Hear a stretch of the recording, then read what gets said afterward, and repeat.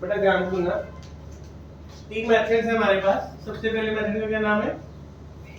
Income method. उसका alternate नाम क्या है? Value added. क्या नाम है? आउटपुट भी है, वैल्यू एडेड भी है। ठीक है, आउटपुट भी कहते हैं उसको, इनकम, सॉरी ठीक है। फर्स्ट मेथड है आउटपुट मेथड, जिसको कहते हैं वैल्यू एडेड। सेकंड मेथड का क्या नाम है? Income method. And third method का क्या नाम है? एक्सपेंडिचर। कल 3 फेजेस हमने लास्ट लेक्चर में समझे थे ना, जो पिछले कल तो समझाया था, कुछ परसों जो मैंने समझाया था 3 फेजेस ऑफ इकोनॉमिक एक्टिविटी। अब तीनों मेथड में ना आपको प्रैक्टिकल क्वेश्चन आने की ज्यादा प्रोबेबिलिटी है। यहाँ आ जाएगा how income is calculated by this method. Even when you go to college, BCom BBA करते हो, तो एक सेमेस्टर में दोबारा से आपको इकोनॉमिक्स लगती है, तो वहां पे भी methods of estimating national income आता होगा, और यही वाले तीनों मेथड होंगे। तो इस थ्योरी को संभाल के रखना, ठीक है। इसमें आएगा जीवीए। जीवीए का मतलब क्या होता है? Gross value added. क्या मतलब होता है? Gross value added. Gross value added by 3 sectors है हमारे इकोनॉमी में। By primary sector. Primary sector कौन सा होता है? रॉ मटेरियल, चाहे सी हो, चाहे लैंड हो, चाहे एयर हो, कहीं पे भी जहां से रॉ मटेरियल प्रोक्योर किया जाता है उसको क्या कहा जाता है? Primary sector. Gross value added by primary sector, by secondary sector, and third by tertiary sector. 3 sectors में कितनी वैल्यू ऐड करते हैं। और यहाँ पे एक चीज समझना, हमने एक वो चीज समझी थी, एनआईटी। एक होता है फैक्टर कॉस्ट, एक होता है मार्केट प्राइस। क्या डिफरेंस होता है दोनों में? मार्केट प्राइस में टैक्सेस ऐड होते हैं और सब्सिडीज। जिस वैल्यू पे इकोनॉमी में चीज बन रही है उसको फैक्टर कॉस्ट कहते हैं। जिस वैल्यू पे इकोनॉमी में बिक रही है उस पे मार्केट प्राइस। इसका मतलब profit is part of what? Market price और फैक्टर कॉस्ट? Market price. बताओ भी। मार्केट प्राइस में होता है, पर फार्मूला में नहीं आ रहा। गलत। Factor cost. Factors of production 4 थे, लैंड, लेबर, कैपिटल, एंटरप्रेन्योरशिप। तो एंटरप्रेन्योरशिप में स्किल्स में प्रॉफिट आ गया कि नहीं आ गया? तो इसका मतलब एक प्रोड्यूसर ने अपना प्रॉफिट लगा के चीज तैयार करके दे दी इकोनॉमी में, उसको फैक्टर कॉस्ट कहते हैं। अब गवर्नमेंट कहती है हमारी पॉलिसीज को फॉलो करो, इस पे इतना टैक्स लगाओ, इस पे इतनी सब्सिडी लगाओ, उसके कारण जो डिफरेंशिएशन आती है वो मार्केट प्राइस डिसाइड करती है। एक प्रोड्यूसर ने सिलेंडर तैयार किया 1500 रुपए का, गवर्नमेंट ने उसके ऊपर सब्सिडी दे दी 400 रुपए, तो क्या वो कितने का हो गया सिलेंडर? तो आपको फैक्टर कॉस्ट से कम का मिला कि ज्यादा का मिला? ठीक है। आपने पेट्रोल खरीदा, गवर्नमेंट ने कहा 100% टैक्स लगा दो। 50 रुपए का पेट्रोल है, 100% टैक्स लग के कितने का हो गया? 100 रुपए का। तो उसमें टैक्स प्लस हुआ कि माइनस हुआ? प्लस हुआ। तो वो एनआईटी होता है, ठीक है, net indirect taxes, IT minus subsidy. ये पढ़ा था ना एग्रीगेट्स में। तो यहाँ पे हमने सारी वैल्यूज कौन सी लेनी है? Market price. कौन सी लेनी है? Market price. क्योंकि कंज्यूमर पे कितने के लिए कर रहा है? फैक्टर कॉस्ट के लिए पे कर रहा है कि मार्केट प्राइस? वो कम भी हो सकती है कि ज्यादा भी हो सकती है।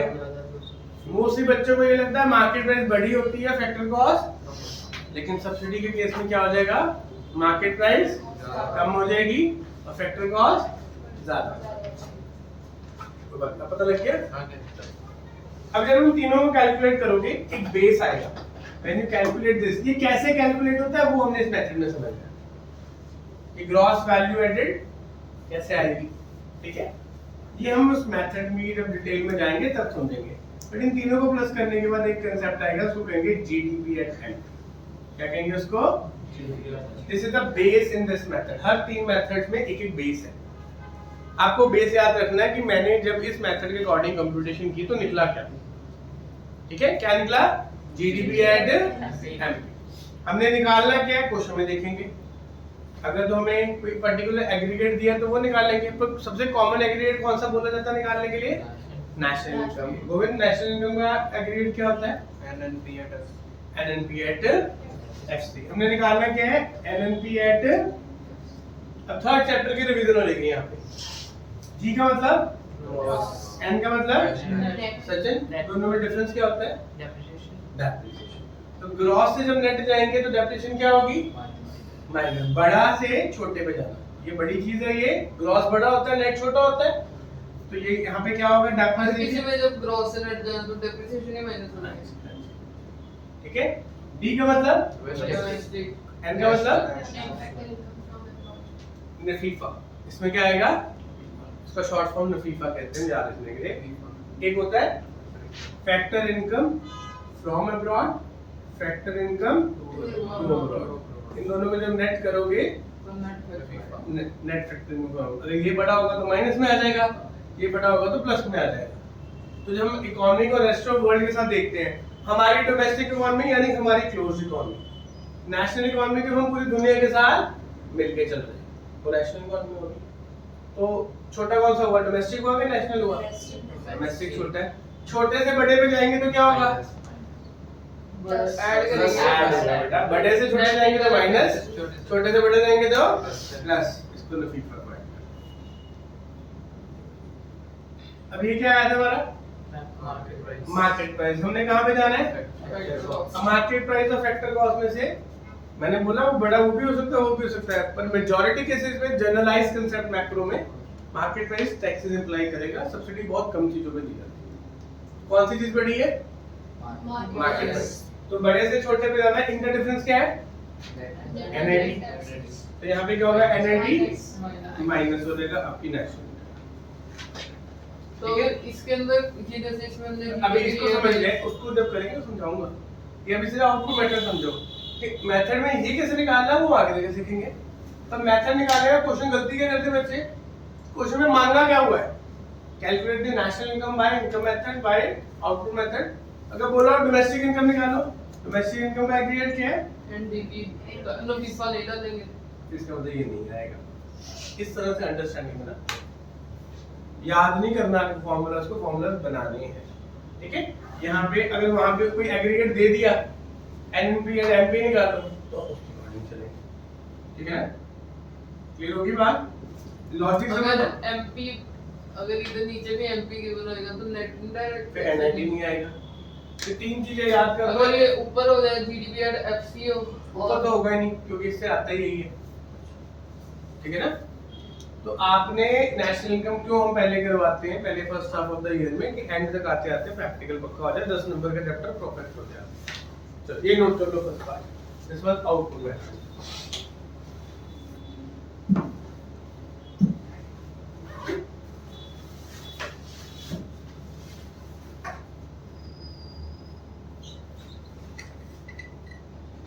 ये भी नोट करना जीबीए कौन सा, हां GVA, GVA by primary GVA secondary and tertiary, gross value added.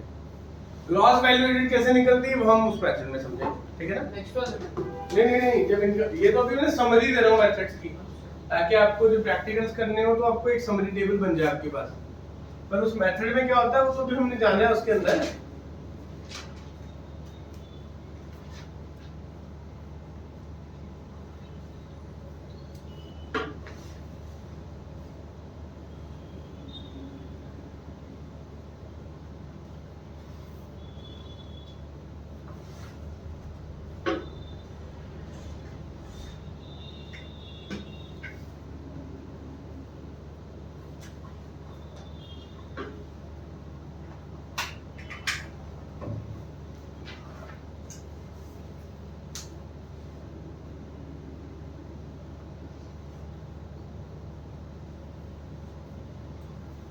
Next method में है, इसमें ये वाला ऐसे ही लिखा हां if we have to go from GDP to NLK electoral cost तो हम क्या कर सकते हैं। ठीक है, इसको बेस लिख लेना कि दिस इज अ बेस, ये याद रखना है कि किस मेथड में बेस क्या है। ठीक है, यहाँ फिर माइनस इनडायरेक्ट टैक्सेस हो जाएंगे। एनआईटी है, इनडायरेक्ट नहीं बोला, आईटी माइनस सब्सिडी ब्रैकेट में लिख लो और लिखना है हम net indirect sir taxes.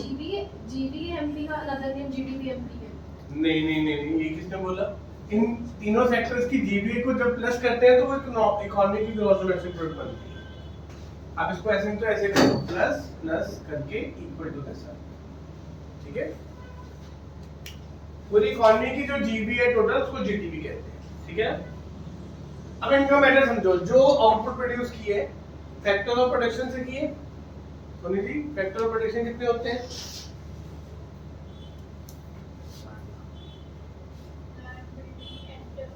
Land labour building, land labour entrepreneurship और कैपिटल, 4 होते हैं। अब उसमें ध्यान से समझो, जो लैंड है वो किसको बिलोंग करती है? ऑनर को। उसको उसके बदले क्या इनकम मिलेगी? रेंट। तो वो बनेगा सरप्लस का पार्ट, इसको कहते हैं ऑपरेटिंग सरप्लस। क्या कहते हैं उसको? Operating surplus. लेबर, लेबर को क्या दिया जाएगा? अगर वो फिक्स लेबर होगी, गवर्नमेंट एम्प्लॉयज होंगे या तो सैलरीज, उसको कहते हैं compensation of employees, salaries and wages. पूरा लिख दूं? सैलरीज एंड वेजेस, 3 हेड्स है मतलब इसके अंदर। पहला है कंपनसेशन ऑफ एम्प्लॉयज, जो लोग काम कर रहे हैं किसी के पास, नौकरी कर रहे हैं, पेरोल में है, चाहे गवर्नमेंट चाहे प्राइवेट, उनको क्या मिलेगा? जो लोग मिलेगा अलग से लिखेंगे। जो लोग बिजनेस कर रहे हैं उनको क्या मिलेगा? COE की फुल फॉर्म क्या है? Compensation of employees, operating surplus. और जो लोग ना किसी के लिए काम करते हैं ना अपने आगे लोगों को काम पे लगाते हैं, उनको क्या कहते हैं? उनको कहते हैं सेल्फ एम्प्लॉयड।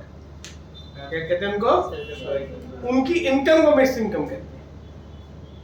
ठीक है, इकोनॉमी में एक काम करवाने वाला, एक करने वाला, एक छोटा सा दुकान खोल के बैठा है या कोई शोरूम खोल के बैठा है, एक अदर पर्सन हेल्पर रखा हुआ है, पर उसके बिना काम नहीं हो सकता। स्मॉल स्केल सेक्टर वाले पर्सन, उसको कहते हैं सेल्फ एम्प्लॉयड। क्या कहते हैं उसको? तो MI की उसकी इनकम जो होती है उसको एमआई कहते हैं ना, मिक्स्ड इनकम। हम उसको सैलरी कहेंगे, प्रॉफिट कहेंगे, वेजेस कहेंगे, समझ लेना। इससे उसको क्या लिखते हैं? Mixed income. ये किसके लिए होती है? बिजनेस के लिए। ये किसके लिए होती है? एम्प्लॉयज के लिए। इकोनॉमी में 3 तरह के लोग ही हैं, ठीक है ना। अब वही फैक्टर ऑफ प्रोडक्शन को ध्यान दिमाग में रख लेंगे। डिटेल हम इसकी बाद में डिस्कस करेंगे, ठीक है ना। तो मैं आपको भी वो 4 फैक्टर्स ऑफ प्रोडक्शन बता रहा हूँ। रेंट आ गया, सैलरीज और वेजेस आ गया, प्रॉफिट, कैपिटल, इंटरेस्ट किसको मिलेगा? जिसका पैसा होगा, MI वो भी यहीं पे आएगा। ऑपरेटिंग सरप्लस, सर वो MI को नहीं है? एमआईक्यू में भी आ सकता है, दोनों में आ सकता है, क्योंकि उसने अपने पैसे से बिजनेस किया, अपनी दुकान पे अपना पैसा लगाया। और लास्ट में क्या गया? प्रॉफिट। तो प्रॉफिट भी इन दोनों में आ जाएगा। बेटा बहुत कुछ आएगा, अभी तो सिर्फ इसमें बड़ा कुछ आता है। इसको अभी डिटेल मेथड को बाद में समझेंगे। अभी आप सिंपल ये चीज समझो यहाँ पे कि ये तीनों से compensation of employees, operating surplus और मिक्स्ड इनकम, जैसे यहाँ पे लिख रहा था, लिखना नहीं था। अभी मैंने बोला था रुको, चलो कोई बात नहीं, देखा जितना लिखिए ठीक है। जैसे इन तीनों की डिटेल नहीं ना लिखवाई, ऐसे इसकी डिटेल अभी नहीं लिखवा। इनकी भी डिटेल आएगी, इनकी भी डिटेल आएगी। मैं एग्जांपल दे रहा था कि इस तरह से आएगा। इन तीनों को जब हम प्लस करेंगे, COE plus operating surplus plus mixed income, क्या निकलेगा? बिल्कुल, क्या निकलेगा? एनडीपीएस। और वो इस मेथड का बेस है। अब हमने निकालना क्या है? National income. आगे क्या एग्रीगेट होता है उसका? तुम्हें क्लास में भी ध्यान नहीं जरा, हाँ ना, अभी तो बता यार नेशनल इनकम में क्या एग्रीगेट होता है। एनएनपी एट, हाँ जी आज सोनी जी बताओ क्या डिफरेंस है दोनों में? डिफरेंस क्या, फर्क क्या पहले बता। इसको देख, इसको देख, कुछ नहीं आता देखो, मैं मान लेता हूँ, पर फर्क है। ये क्या लिखा है? एनडीपीएस। ये क्या लिखा है? अब बच्चा भी बता दे बेटा फर्क क्या है। किसका फर्क है? क्या वर्ड का फर्क है? इसमें डी लिखा है, इसमें डी फॉर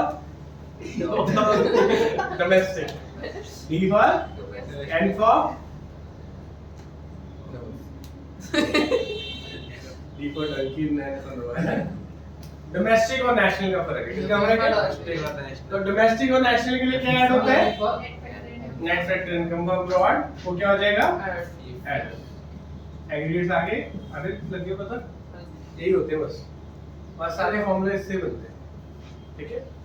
अब बस तीसरा जो आप इधर लिखा रहे हो बेस मतलब बेस यही है। मैं तभी कहा ना जब फोर्थ चैप्टर करोगे आपके first second third chapter revise हो रहे हैं साथ साथ। ये पहले थर्ड चैप्टर से ना फोर्थ। ये फोर्थ चल रहा है, उसके अंदर थर्ड का कांसेप्ट भी आ गया और थ्योरी सेकंड और फर्स्ट की भी आ थर्ड में गई। सिर्फ फार्मूले ही बताए गए। हां जी हां जी। और वो नॉर्मल जीडीपी और वो वाला बताया उसके एक्सप्लेनेशन वो सेकंड में है। चलो अब आ जाओ, जो लोग पैसे कमाएंगे उस पैसे को क्या करेंगे? स्पेंड करेंगे। अब कौन-कौन लोग इकोनॉमी में स्पेंड करते हैं? ठीक है, कौन-कौन स्पेंड करता है? पहले तो हाउसहोल्ड्स है, उसको हम कहते हैं प्राइवेट फाइनल कंजम्पशन एक्सपेंडिचर। इसको आप पूरा लिखना कॉपी पे लिखो। पहले ये लिख लो, तो इनका मेथड लिख लो। पहले फर्स्टली इनका मेथड पूरा लिखो। 5 मिनट पहले आएगा उधर अफसर के पास। चलो अपनी पैडी कॉपी चेक करवा दो। ठीक है ये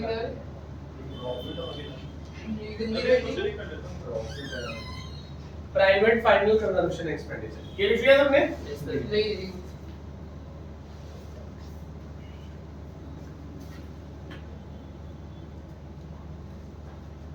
हमने वीडियो डाल के 20 मिनट रखा हुआ है, उसको तो करना ही नहीं। ठीक है ना?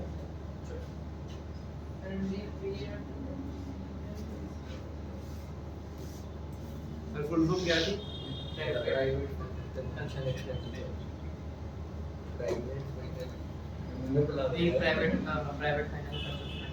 चलो अब इकोनॉमी में 4 तरह के मेजर काम होंगे। एक, हम लोग जो पैसा खर्च करेंगे उसको हम कहेंगे प्राइवेट फाइनल। एफसी का मतलब फाइनल कंजम्पशन एक्सपेंडिचर। एफसी का मतलब फाइनल कंजम्पशन एक्सपेंडिचर। ये हो रही है प्राइवेट की बात। किसकी बात हो रही है? प्राइवेट की। फिर वो पैसा जो गवर्नमेंट खर्चेगी, कौन खर्चेगा? उसको कहेंगे गवर्नमेंट फाइनल कंजम्पशन एक्सपेंडिचर। ये बहुत इंपॉर्टेंट है। ये होता है इकोनॉमी में जो कैपिटल फॉर्मेशन हमने पढ़ा था कि इन्वेस्टमेंट होती है उनसे, ग्रॉस डोमेस्टिक कैपिटल फॉर्मेशन। पूरी इकोनॉमी में नया कैपेसिटी कितना इन्फ्यूज हो रहा है, नई इन्वेस्टमेंट्स कितनी हो रही है, इसको क्या कहा जाता है? GD gross. नेट नहीं बोला मैंने, ग्रॉस बोला, नेट बोला ही नहीं मैंने। नेट और ग्रॉस इकट्ठा कैसे आ जाएगा? या नेट आएगा या ग्रॉस आएगा? ग्रॉस डोमेस्टिक कैपिटल फॉर्मेशन क्या कहा जाता है इसको? Gross domestic. ग्रॉस फैक्टर है पीछे वाला फैक्टर कहां से आ गया? GFC gross factor. जीएफसी का लिखा हुआ है सेकंड वाला जीएफसी वो गवर्नमेंट फाइनल कंजम्पशन एक्सपेंडिचर है। ठीक है, और लास्ट क्या है? एनआई का मतलब नेट एक्सपोर्ट्स और इंपोर्ट्स। ठीक है, नेट एक्सपोर्ट्स और इंपोर्ट्स। जब इन चारों को प्लस करेंगे तो उसमें भी एक बेस आएगा। तो बेस क्या आएगा? GDP at MP. इन दोनों का सेम है। हाँ जी, उन दोनों का सेम होता है। अब थोड़ा सा आपका टास्क चेंज करते हैं। Domestic income. हाँ जी, सोनी क्या होता है एग्रीगेट?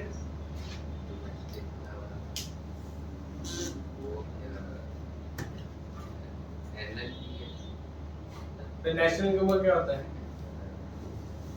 ये किसका है? ये दोनों किसके हैं? नेशनल इनकम के। आना डोमेस्टिक का क्या होता है?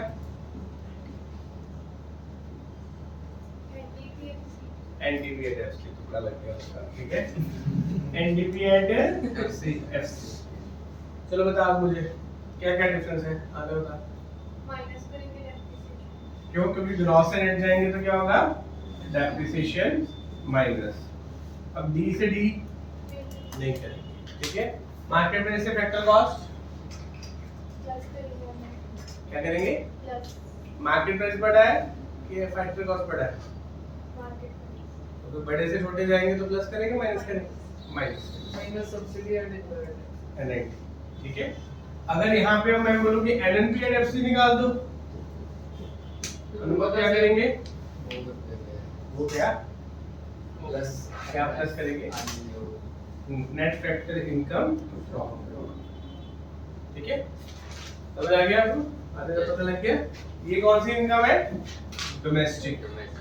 कभी कभी डोमेस्टिक इनकम डाल देते हैं, कभी कभी नेशनल इनकम डाल देते हैं। सर एक फोटो लीजिए इसकी। फोटो बेटा बनेगी ना आपके ग्रुप में? अभी पहले नोट करो उसको।